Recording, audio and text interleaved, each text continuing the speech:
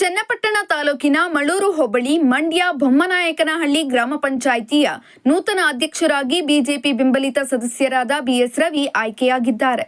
ಹಿಂದಿನ ಅಧ್ಯಕ್ಷರಾಗಿದ್ದ ಚಂದ್ರಶೇಖರ್ ರಾಜೀನಾಮೆಯಿಂದ ತೆರವಾಗಿದ್ದ ಅಧ್ಯಕ್ಷ ಸ್ಥಾನಕ್ಕೆ ಗುರುವಾರ ಎಂಬಿಹಳ್ಳಿ ಗ್ರಾಮ ಪಂಚಾಯಿತಿ ಕಾರ್ಯಾಲಯದಲ್ಲಿ ಚುನಾವಣೆ ನಿಗದಿಯಾಗಿತ್ತು.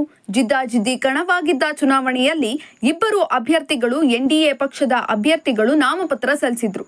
ಅಧ್ಯಕ್ಷ ಸ್ಥಾನಕ್ಕೆ ಬೊಮ್ಮನಾಯಕನಹಳ್ಳಿ ಮತಕ್ಷೇತ್ರದ ಸದಸ್ಯ ಬಿಎಸ್ ರವಿ ಹಾಗೂ ಕದರಮಂಗಲ ಗ್ರಾಮದ ಸದಸ್ಯ ಕೆಎಸ್ ರಾಜೇಂದ್ರ ನಾಮಪತ್ರ ಸಲ್ಲಿಸಿದ್ರು. ಇನ್ನು ಅಧ್ಯಕ್ಷ ಸ್ಥಾನಕ್ಕೆ ನಡೆದ ಚುನಾವಣೆ ಪ್ರಕ್ರಿಯೆಯಲ್ಲಿ ಗ್ರಾಮ ಪಂಚಾಯಿತಿಯ ಎಲ್ಲ 16 ಸದಸ್ಯರು ಹಾಜರಿದ್ದು ತಮ್ಮ ಹಕ್ಕು ಚಲಾಯಿಸಿದ್ರು. ಬಳಿಕ ಮತ ಎಣಿಕೆಯಲ್ಲಿ ಸದಸ್ಯ ಬಿಎಸ್ ರವಿ 8 ಮತಗಳನ್ನು ಪಡೆದು ಜಯಗಳಿಸಿದ್ರು. ಅಭ್ಯರ್ಥಿ ಕೆಎಸ್ ರಾಜೇಂದ್ರ 7 ಮತಗಳನ್ನು ಪಡೆದು ಸೋಲುಂಡ್ರು. 1 ಮತ ಅಸಿಂಧುವಾಗಿತ್ತು. ಚುನಾವಣಾಧಿಕಾರಿಯಾಗಿ ಕಾರ್ಯನಿರ್ವಹಿಸಿದ ತಾಲೂಕು ಪಂಚಾಯಿತಿ ಮುಖ್ಯ ಕಾರ್ಯನಿರ್ವಹಣಾಧಿಕಾರಿ ಸಂದೀಪ್ ಅವರು ಘೋಷಿಸಿದರು. ಸಹಾಯಕ ಚುನಾವಣಾಧಿಕಾರಿಯಾಗಿ ಪ್ರಭಾರ ಗ್ರಾಮ ಪಂಚಾಯಿತಿ ಪಿಡಿಒ ಎಂಎನ್ ಸಂತೋಷ್ ಕುಮಾರ್ ಕಾರ್ಯನಿರ್ವಹಿಸಿದರು.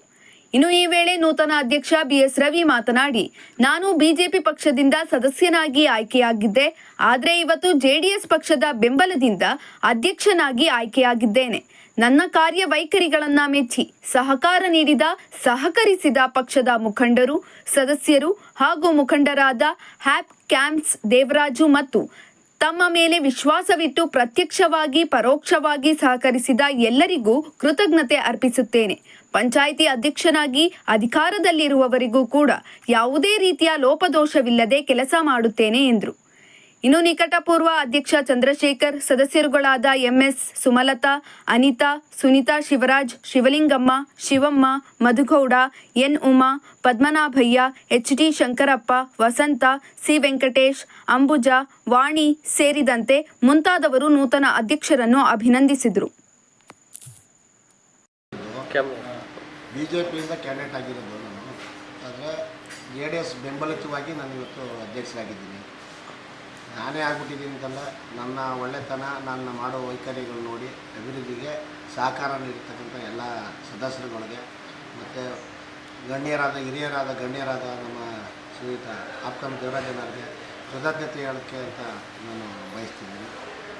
ಈಗ ಕಾಯ ವಾಚ ಮನಸ್ಸ ಸಾಕ್ಷಿಯಿಂದ ಈ ಪಂಚಾಯಿತಿ ಆಡಳಿತದಲ್ಲಿ ಲೋಪದೋಷ ಇದೆ, ನಿಯತ್ತಾಗಿ ಅಧಿಕಾರ ನಡೆಸ್ತೀನಿ ಅನ್ನೋದಕ್ಕೆ ಆ ದೇವ್ರ ಸಾಕ್ಷಿಯಾಗೂ ನಾನು ನಿಯತ್ತಾಗಿರ್ತೀನಿ. ಮತ್ತು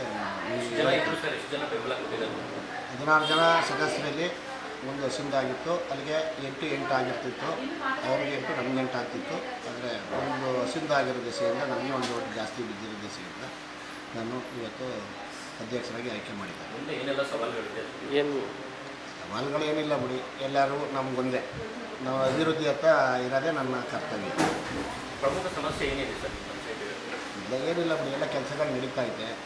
ಇನ್ನು ನಾವು ಇವಾಗ ನೋಡಿ, ನಮ್ಮ ಗ್ರೇಡ್ 1 ಪಂಚಾಯಿತಿ ಅಂತ ಹೇಳಿ ನಮ್ಗೆ ಇಷ್ಟೊಂದೆಲ್ಲ ಸೌಕರ್ಯಗಳನ್ನು ಒಳ್ಳೆ ಆಫೀಸ್ ಮಾಡಿದ್ದಾರೆ.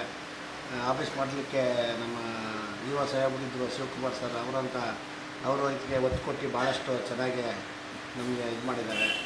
ಈಗ ನೋಡೋಕ್ಕಂತ ಸುಂದರವಾಗಿ ಕಾಣಿಸ್ತದೆ ನಮ್ಮ ಪಂಚಾಯಿತಿ. ಕುಡಿಯೋ ನೀರು ಯೋಜನೆ ಸಮಸ್ಯೆ ನಿಮ್ಮ ಪಂಚಾಯಿತಿ ಇಲ್ಲ ಬಿಡಿ, ಈಗ ನಮ್ಮ ಕುಡಿಯೋ ನೀರಿನ ಸಮಸ್ಯೆ ಎಲ್ಲೂ ಇಲ್ಲ. ಏನೋ ಇದ್ದರೆ ಸಣ್ಣ ಪುಟ್ಟ ಇದ್ದರೆ ಅಲ್ಲೆಲ್ಲ ರೆಡಿ ಮಾಡಿಸಿ ನಾವು ರೆಡಿ ಮಾಡ್ತಾಯಿದ್ದೀವಿ. ಅಂಥ ಸಮಸ್ಯೆ ಬಂದರೆ ಮುಂದಿನ ಹೋರಾಟ ನಾವು ರೆಡಿ ಆಗಿದ್ದೀವಿ.